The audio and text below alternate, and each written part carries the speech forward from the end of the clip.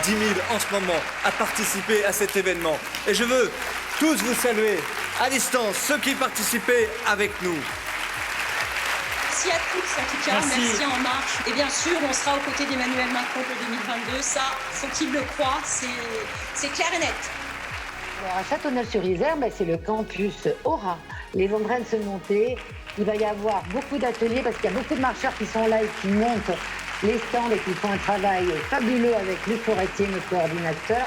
La vérité, c'est que ce plan de relance permettra à notre pays de sortir plus fort de la crise. Nous sommes à la hauteur de nos combats. Alors je souhaite que nous allions porter cette parole, nous aussi. Oui, nous réussirons. Oui, la France réussira. Ensemble, nous le dirons. Nous en ferons des affiches. Et je veux que nous puissions aller le dire partout en France. Nous allons aussi investir sur la jeunesse. Comme l'affirmait Emmanuel Macron dès le programme de 2017, la France est une chance et chacun doit pouvoir y tenir ses promesses. N'ayons pas peur de le dire. Le gouvernement, le président de la République ont été à la hauteur des événements en investissant pas moins de 6,5 milliards d'euros pour notre jeunesse. Et oui, face à cette crise, je le dis haut et fort, même à ceux qui ne veulent pas l'entendre, Emmanuel Macron a prouvé qu'il était le président des jeunes. Notre majorité est chaque jour plus rassemblée quand nos oppositions sont divisées. Nous pensons chaque jour à demain quand la gauche et la droite ne pensent qu'à 2022.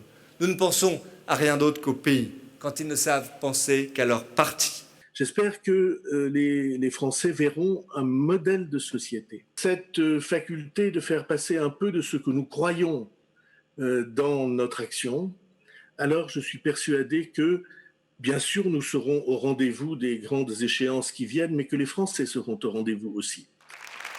Ma deuxième conviction, que nous partageons plus encore, c'est l'écologie. Pas l'écologie de posture, mais une écologie mature. C'est une écologie qui préfère l'incitation aux interdictions, une écologie qui préfère le progrès au regret, les champions de l'innovation aux prophètes du malheur. C'est l'écologie de la science et de l'innovation, pas celle du renoncement.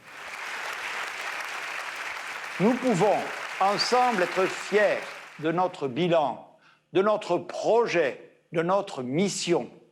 Le chemin ouvert par le président de la République est escarpé, mais ce chemin, c'est le chemin du redressement, c'est le chemin de la bienveillance, c'est le chemin du plus grand nombre, c'est le chemin de la France. Je vous remercie.